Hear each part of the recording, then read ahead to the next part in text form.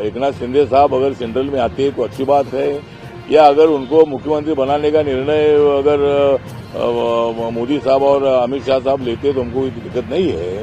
लेकिन महाराष्ट्र का वातावरण अभी ऐसा है कि बीजेपी को इतनी सीटें मिली है तो बीजेपी का मुख्यमंत्री बनना चाहिए और वो देवेंद्र फडणवीस बनना चाहिए, इसी तरह की भावना लोगों की है। तो इसमें से हमको लगता है कि जल्दी निर्णय होना चाहिए। अभी 23 को ये रुझान आए हैं और अभी आज 26 तारीख है। आज के दिन में जो शपथ होती थी तो बहुत अच्छा होता था। आज का दिन संविधान दिन था, संविधान को 75 साल पूरे हुए हैं और संविधान के कारण ही हमें इतनी मेजॉरिटी मिली है। जो मैंने पहले बोला कि 1 मैन 1 वोट 1 वैल्यू, तो लोगों के हाथ में मतलब कितनी ताकत होती है। माननीय अटल बिहारी वाजपेयी साहब की सरकार 98 में हारी थी और वो 1 वोट से हारी थी, तो 1 वोट को क्या कीमत होती है ये सारे तो दुनिया ने देखा था। इसीलिए अपने इंडिया की democracy is the best democracy in the world, इसी तरह की चर्चा दुनिया भर में है। तो इसमें से जल्दी मार्ग निकलेगा, इसी हमारी पूरी अपेक्षा है और एकनाथ शिंदे साहब जल्द ही इसके संबंध में निर्णय लेंगे, ऐसे हमें पूरी अपेक्षा है, भरोसा है। हाँ? नहीं, बात तो नहीं हुई है। बात तो मेरा ओपिनियन, जब मैं अभी इधर आया, दिल्ली आया था तो कई मीडिया वालों ने मुझे पूछा अपना राष्ट्रपति जी का स्पीच होने के बाद जब मैं बाहर आया था तब मैंने मेरा ओपिनियन बताया भाई इसमें जो कोई ना कोई तो मार्ग निकालना चाहिए। जिस तरह हमें मैं अकेला मंत्री हूँ, महाराष्ट्र के किसी को भी हमको कोई सत्ता मिलती भी नहीं है, तो भी महायुति का धर्म पालन करने की आवश्यकता है। और मेरी पार्टी छोटी पार्टी है, लेकिन मेरी पार्टी गांव में मेरी पार्टी की शाखा है, तो भी हम भी मतलब कोई अपमान करते हैं, मतलब हर बात राजनीति में नहीं मिलती है। और मैं केंद्र में मंत्री होने से मेरी पार्टी नागालैंड तक गई है, मणिपुर तक गई है, पूरे देश भर में मेरी पार्टी बढ़ गई है।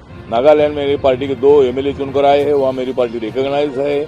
मणिपुर में मेरे कैंडिडेट ने एक लोकसभा का चुनाव लड़ा था और 17% हमको वोट मिला है, वहां मेरी पार्टी रिकॉग्नाइज हुई है। तो अभी 2 राज्यों में अगर मेरी पार्टी रिकॉग्नाइज होती है तो मेरे पार्टी को नेशनल स्टेटस मिल सकता है इलेक्शन कमीशन का। तो मैं मंत्री बनने से पूरे देश भर में मैं घूमता भी हूँ, मुझे पूरे देश भर के लोग मेरे पार्टी में आ रहे हैं, इसीलिए महाराष्ट्र में, लेकिन महाराष्ट्र में हमको नहीं मिल रहा है। तो राजनीति में थोड़ा सा आगे पीछे होता है, वो सहन करके आगे चलना होता है और ऐसा सहन करके आगे चलेंगे तो कोई ना कोई तो मिलता है। मैं तो सिद्धार्थ हॉस्टल में रहकर मैं राजनीति में आया था, मैं पढ़ाई करते करते राजनीति में आया था। मुझे मालूम नहीं था कि मैं महाराष्ट्र में मंत्री बनूंगा, मुझे मालूम नहीं था कि मैं केंद्र में मंत्री बनूंगा, लेकिन सहन करके आगे चलते हैं तो सत्ता में अच्छा हिस्सा में मिलता है।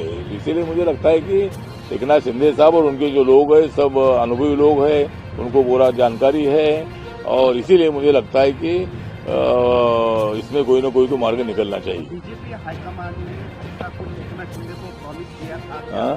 बीजेपी हाईकमान ने एकनाथ शिंदे को कुछ प्रॉमिस किया था क्या कि बाद? मुझे लगता है कि नहीं, मेरे जानकारी के मुताबिक बीजेपी हाईकमान ने ऐसा कुछ एकनाथ शिंदे साहब को आपको बाद में मुख्यमंत्री बनाएंगे, ऐसा कोई उनको विश्वास दिलाया था या कोई उनको कमिटमेंट दी थी, ऐसा मुझे मतलब ऐसा कुछ नहीं है। वैसा अमित शाह साहब ने भी बताया है।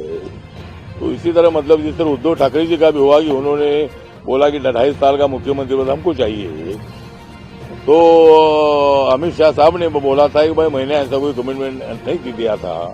मैंने कमिटमेंट दिया था 2019 के चुनाव में कि लोकसभा विधानसभा एक साथ लड़ेगी और विधानसभा के चुनाव के बाद सरकार आती है तो 50-50% सत्ता की भागीदारी में मिलेगी, तो मंत्री पद में भागीदारी मिलेगा, ऐसा बोले थे।